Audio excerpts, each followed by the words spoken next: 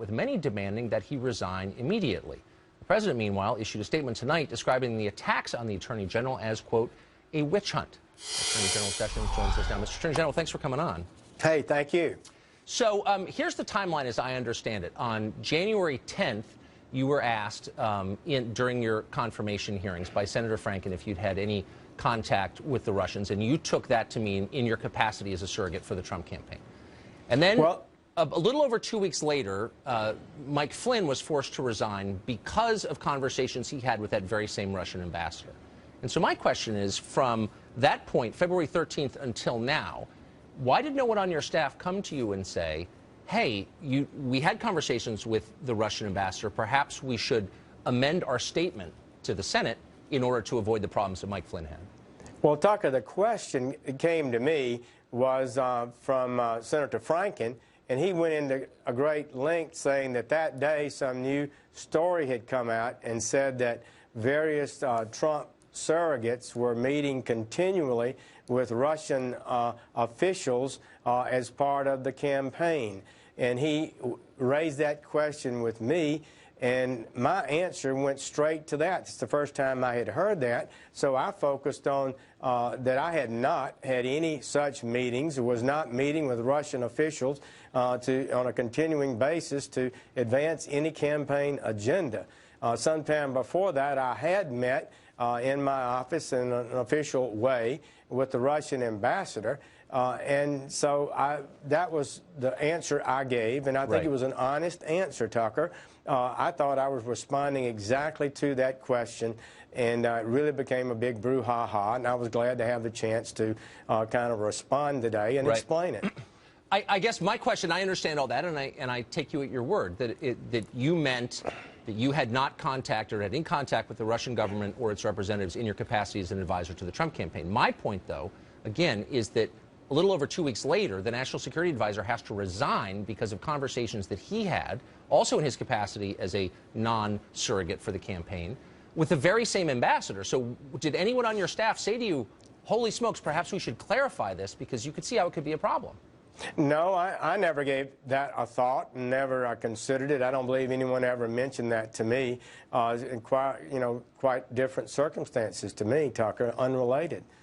Okay. So we just had, go ahead. So I had a meeting in my office with two senior staffers, both retired military people, non-political, and we had a meeting with some 25 ambassadors in recent months while I was senator, and the Russian ambassador was just one of them. Right, but he was also at the very center of countless news stories and of accusations by Democrats that the campaign was influenced, pardon me, by the Russian government. So it just seems like a red flag might have arisen.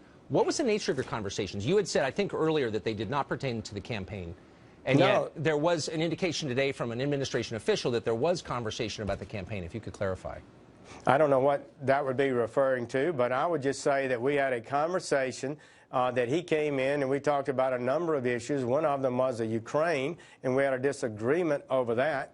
The Ukrainian ambassador had been into my office for a meeting the day before, and so we had a little disagreement over the Ukrainian issue. So we had a number of discussions like that, Tucker, but I don't recall any discussion of the campaign in any significant way. It was in no way some sort of coordinating of an effort or doing anything improper, and I don't believe anybody that was in that meeting would have seen or believed I said one thing that was improper or unwise. And it was really a sad thing to be attacked like that, but I think we've explained it, and we intend to move forward. According to news reports, you met twice with the Russian ambassador in person, Ambassador Kislyak, and had one phone conversation with him. Is that the extent of your contact with him, those three events? I don't remember whether I had a phone call conversation with him or not. I spoke at the Republican convention at a conference with some 50 ambassadors. After I spoke, I walked down from the podium and mingled with a number of people, and we met at that occasion and had a chat. Otherwise, and I left shortly thereafter. So that's the only two times that I recall having met him. Perhaps I have. I'm on the Armed Services Committee, and sometimes you meet people like that, but I don't recall having met him any other time. Why did you recuse yourself from okay. this? I mean, I understand your position is none of these conversations had anything to do with the campaign or your capacity as an advisor to the campaign, but you've recused yourself. Why? Tucker, we had started when I got confirmed. I told the Senate during that process that I would review issues before me to determine whether or not I should recuse myself. Recusal is not an admission of any wrongdoing. It's simply that whether or not you can be perceived as fairly deciding a case or evaluating a case. And so I committed to do that. After I became Attorney General, and I've only been there 3 weeks, we met with professional staff, ethics people, to discuss this issue, and we had a full meeting a week or so ago, and planned to have a meeting today. It was on our schedule to make a final decision about whether or not I should recuse myself. And the reason I believed I should recuse myself is because I was involved in the campaign. To a degree, I think it would have been perceived is that I wouldn't be objective in participating in an investigation that might involve the campaign. I do not confirm or deny any investigation. I just felt like I should clear the air, and we were moving toward that end even before this latest flap. So does your recusal extend to, say, an investigation into the leaks that led to the departure of General Flynn? These things have to be decided on a case-by-case basis. Anytime anything comes up connected to the campaign, I would be recused because I've made that clear. If something else comes up that's not related to the campaign, we would go through the same process as I committed to the Senate, and that I have done, and that is to see if there's a reason I should not be involved in the case. So I think I've performed exactly correctly for an Attorney General of the United States. Now, you're a foreign policy advisor. In fact, you're the chairman, I think, of the foreign policy advisors to now President Trump. In that capacity, do you remember conversations that you had as a campaign about Russia? And did you have any belief that they were putting their thumb on the scale, rooting for President Trump over Hillary Clinton? What were your conversations about Russia? I never had any conversations about, with the Russians about this campaign and putting them assisting in the campaign or anything like that. I went out and spoke, and I campaigned for Trump, but I was not involved in anything like that, you can be sure. But did the campaign, I guess my question is, did the campaign believe that the Russian government, the Putin government, favored Trump over Clinton in this race? I have never been told that. I've never been told that. Do you think they did? I don't have any idea, Tucker. You'd have to ask them. Right. Do you think, I mean, the core allegation here from Democrats and some Republicans on the Hill have suggested that they don't think it's a crazy idea, that the Russian government influenced the outcome of this election. Do you think that that's true? I think the evidence is, people are bringing forth evidence, and there are congressional committees that are investigating that, and I believe the truth will come out. It usually does. Huh. Do you think there has been any evidence uncovered to this point? Well, I'm not going to comment on that. I'm not going to make a judgment on that today. But there's an investigation in progress, and so wouldn't that suggest that, I mean, I guess my question to you is, you often hear that allegation and the suggestion that there is actual evidence, and there must be some in order to have triggered an investigation, or no? Well, you know what in the newspapers, and you know that the Congress is investigating now, and the intelligence committees and other committees may also investigate. So that will just have to play out, and as it always does in a democracy. So we just received a call from your office, and I'm hearing from my producer that they are saying that there was not a phone call between you and the Russian ambassador. That's been included in press accounts. Was there? I don't recall any such phone call, You don't recall any such phone call. Do you think that if this investigation, which I presumably you can't comment on, is going forward, you just said that suggests that there is evidence, is there some other point to it? What is the point exactly of this investigation? I am not going to comment even of the existence of an investigation.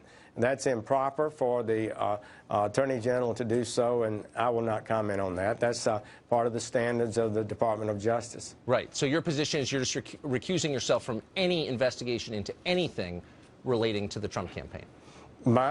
I've made that statement clearly in writing as to what we recuse, what I've recused myself on. Okay. Yes. And will you be amending the congressional record or the official record as to your testimony on January 10th about your meetings with Russia? I'm going to submit, yes, a supplement to the record. My response went to the question, as I indicated, about the continuing surrogate relationship that I firmly denied and correctly denied, and I did not mention in that time that I had met with the ambassador, and so I will definitely make that a part of the record as I think is appropriate. So my final question is, why do you think the Russian ambassador wanted to meet with you a couple of times? What was their objective, do you think? I didn't have a meet with him a couple of times, Tucker. I met with him after I spoke, and we chatted on the floor of this meeting, and then he called to meet with me. I literally met with 25 ambassadors during this period of time, and many of them were attempting to sell their country, assert the issues that they thought were important to their public safety and their issues that they felt were necessary for them. And I just listened, frankly. Very little occurred in those meetings, but I kind of enjoyed them. It was a good experience. Well, I don't think it implicates you to describe what their agenda is, but it is of interest to everybody else. I mean, they clearly went out of their way to talk not just to you, but to other members of the Senate and to General Flynn, et cetera. I mean, but they were clearly trying to sell their position on something. And what was your impression about what their objective was? Like, what was the issue that mattered most to them? You know, I'm not sure. The thing that really caused him to push back was a discussion of the Ukraine, as I recall.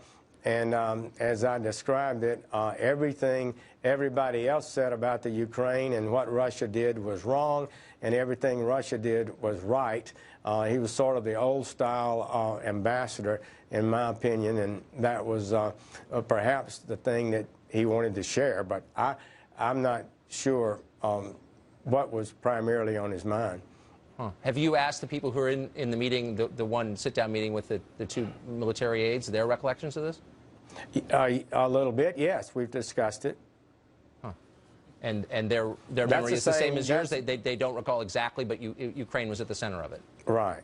So the question here is, I don't believe there's anything wrong with a United States senator meeting with an ambassador from Russia. Right. You know, I see you ask a lot of questions about it, and that's fine. But I think it was a perfectly reasonable meeting. I had professional, non-political staffers with me, and we discussed some important international issues. I learned something perhaps in that meeting. I usually did. And so that's what happened. People were, ambassadors were coming by to see me pretty often. So the president, whom you serve, has described these questions as a witch hunt and has said that we need to investigate the leaks that have led to this and to a bunch of these different stories. Do you agree with that? Well, we are having a lot of leaks today in Washington that I do believe are troubling.